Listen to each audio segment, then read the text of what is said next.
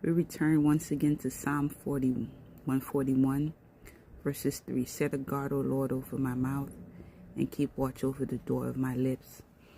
Do not let my heart incline to evil, to busy myself with the wicked deeds in the company of man who works iniquity, and let me not eat of their delicacy. Verses 4, 5, and 6. Let a righteous man strike me, and it is kindness. Let him rebuke me. It is for oil to my head, and let my head not refuse it.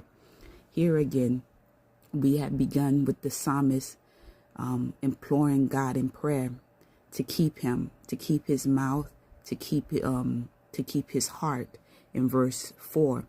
But here we move over to verse 5 and 5. Now he changes his language. Now it is, let a righteous man strike him, and it is kindness. Let him rebuke me, and it's oil to my head.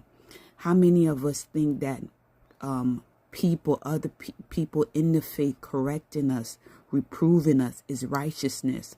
This psalmist here, perhaps David, says, the righteous, if he strike me, it is kindness. But oftentimes we don't welcome correction by other believers in the faith, but it is for our correction. So he says, the psalmist again, I reiterate to us, he said, God will keep the heart, the mouth, but also God will use people who are righteous in the faith, who will strike him regarding what he's doing wrong, provide him correction. And the way he sees it is kindness. But he said, let him rebuke me also. If you're doing something wrong that is a need of rebuke, he said, let the righteous man do that also, because it's like oil to my head. And if you remember, oil is used in the Old Testament in Exodus 40 and 9, it says the anointing oil was used to bless everything in the tabernacle. In 1 Samuel, when Samuel went to anoint David as king, he also uses oil to anoint him.